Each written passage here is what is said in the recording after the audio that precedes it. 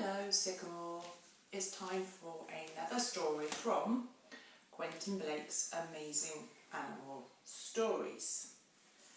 And today's story is called The Monkey Palace.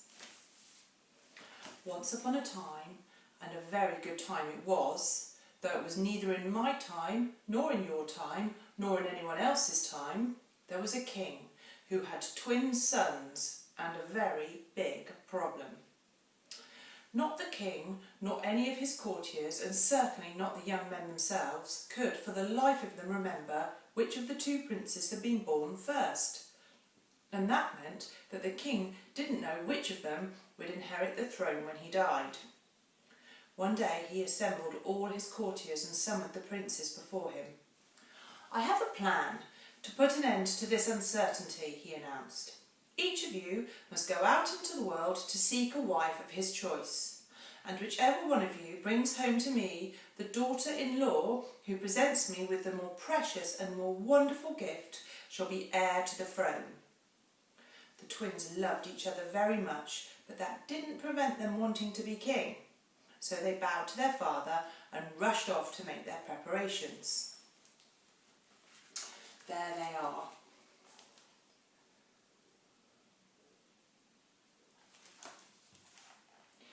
After a few days' journey, one of them, Giovanni, reached a city where the Grand Duke welcomed him to his castle and entertained him lavishly.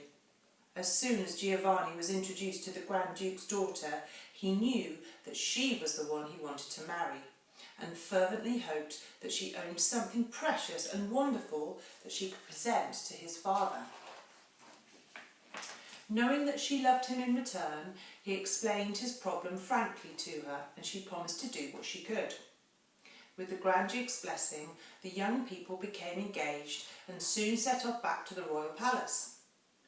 The king greeted his son's bride-to-be with great courtesy, and with great curiosity received from her own hands the gift, a tiny silver box.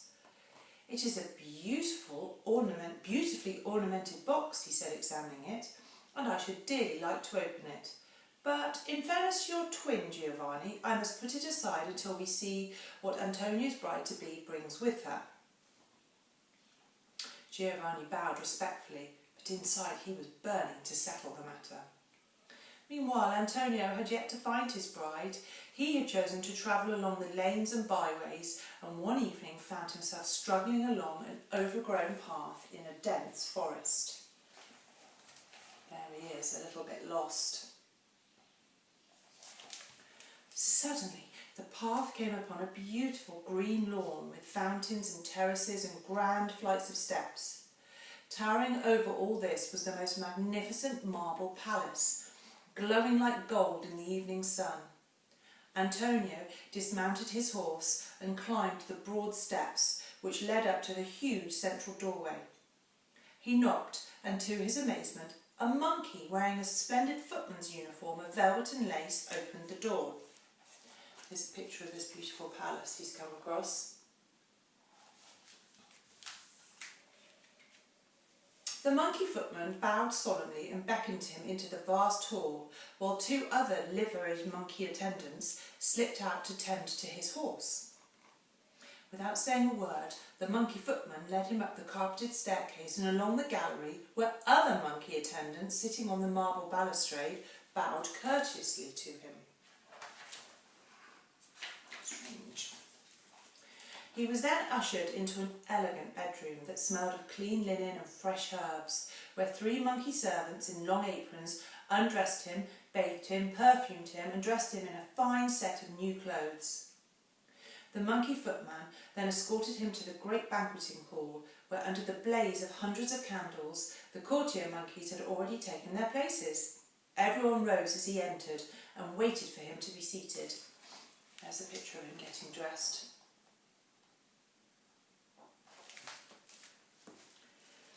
After his knees.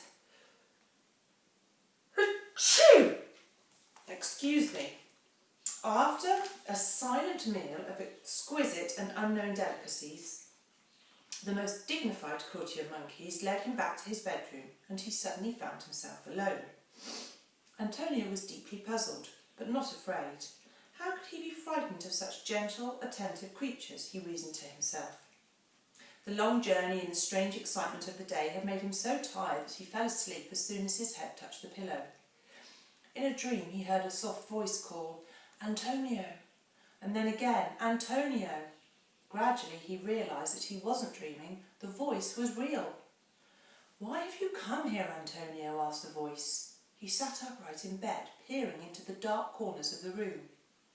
"I'm seeking a bride who will offer the king, my father, a gift more precious and more wonderful than that which the bride of Giovanni, my twin, will offer him. That will make me heir to the throne." "Marry me, Antonio, and you shall have your wish."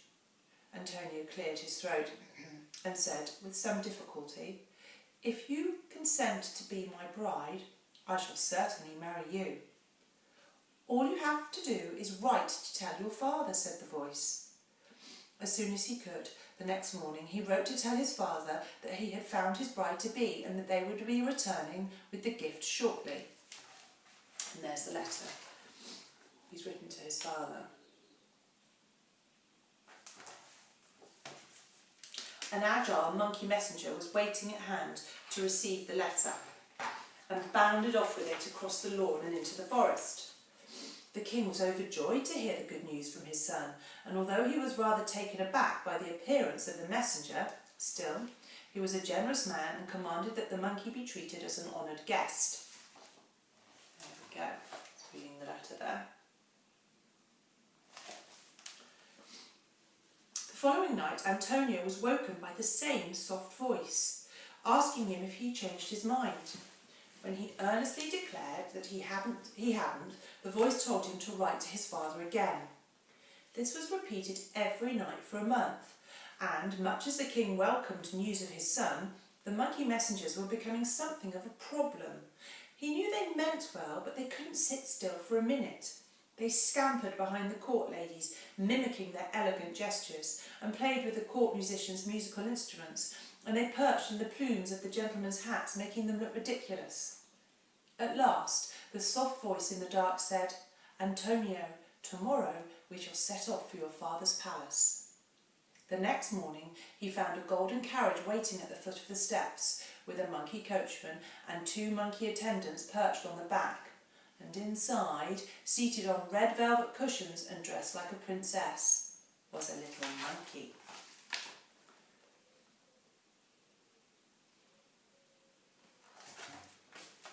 As the carriage swept up the drive to the palace, everyone rushed forward to catch a glimpse of Antonio's bride. People were amazed when they saw her, but, out of politeness, said nothing. However, they were all wondering what the king would say. Whatever the king thought, he was a courteous man.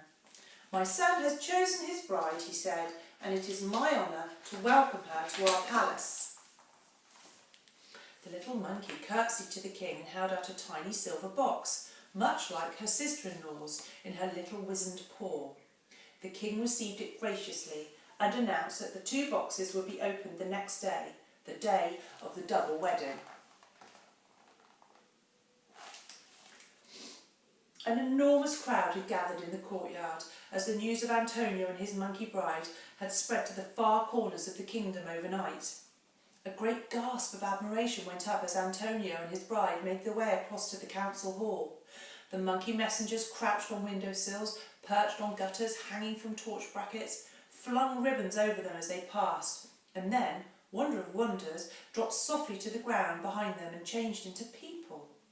Some became fashionably dressed ladies, others became knights with sashes and cloaks, and they all moved in solemn procession behind the couple. "The time has come to open the silver boxes," the king announced when everyone was assembled. He began with the box from Giovanni's bride. As he opened the lid, out flew a tiny bird holding a small walnut in its beak. It perched on the king's finger, and he was able to open the walnut, revealing a little gold tassel inside. Yeah.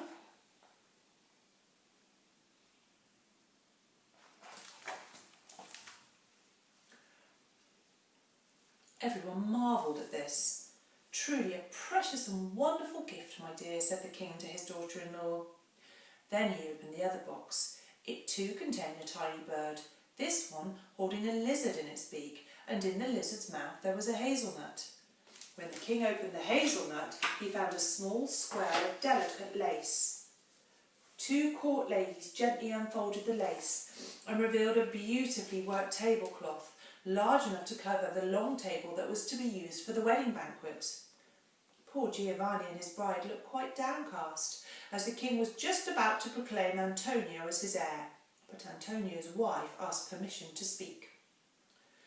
"Through his kindness in agreeing to marry a monkey," she said, "Antonio has freed me and my people from the spell that had been cast on us. In gratitude and affection, I give him my kingdom as my dowry. And so, if your Majesty agrees, let Prince Giovanni rule here after you." The king smiled his blessing, and they all hugged each other. The happy couples lived long and visited each other in their palaces throughout their lives. And there's the lovely bit of lace that unfolded into the huge tablecloth. So that was a happy ending for everybody. I hope you enjoyed the story.